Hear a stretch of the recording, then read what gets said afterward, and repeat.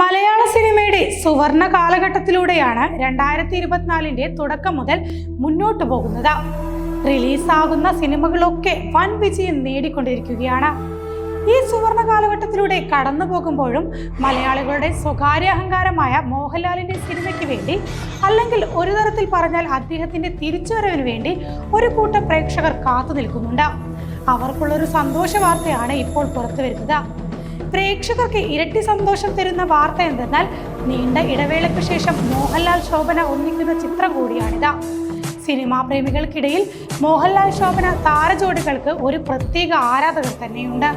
മലയാളികളുടെ സ്വന്തം നടി ശോഭന തന്നെയാണ് ഈ വിവരം അറിയിച്ചത്. മോഹൻലാലിനെ നായകനാക്കി തരുൺ മൂർത്തി സംവിധാനം ചെയ്യുന്ന ചിത്രത്തിലാണ് മോഹൻലാലും ശോഭനയും വീണ്ടും ഒന്നിക്കുന്നത്.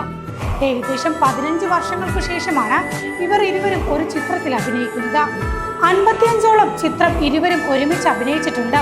2009 പുറത്തിറങ്ങിയ സാഗർ ഇലിയാസ് ചാക്കിയാണ് ശോഭനയും മോഹൻലാലും അവസാനമായി ഒന്നിച്ച ചിത്രം. എന്നാൽ ഈ ചിത്രത്തിൽ മനോജ് കെ ജയൻ അവതരിപ്പിച്ച കഥാപാത്രത്തിലെ ജോഡിയായിരുന്നു ശോഭന.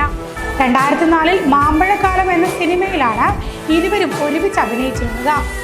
ഇരുവരും ഒന്നിച്ചുള്ള 56ാമത്തെ ചിത്രമാണിത്. 4 വർഷങ്ങൾക്കു ശേഷമാണ് മലയാളത്തിലേക്ക് തിരിച്ചു വരുന്നതെന്നും ശോഭന പറഞ്ഞു. 2020 ദുൽഖറിനോടൊപ്പം അഭിനയിച്ച വരനെ ആവശ്യമുണ്ട് എന്ന ചിത്രത്തിലാണ് ശോഭന ഒടുവിലായി മലയാളത്തിൽ അഭിനയിച്ചത്. സൗദി വെള്ളക്ക എന്ന ചിത്രത്തിന് ശേഷം തരുൺ മൂർത്തി സംവിധാനം ചെയ്യുന്ന ചിത്രമാണിത്. ഏറെ നിരൂപക പ്രശംസ നേടിയ ചിത്രം കൂടിയായിരുന്നു സൗദി വെള്ളക്ക. L360 എന്നാണ് താൽക്കാലികമായി മോഹൻലാൽ ശോഭന ചിത്രത്തിന് നൽകിയ പേര്. മോഹൻലാലിന്റെ 360ാമത്തെ ചിത്രം കൂടിയാണിത്.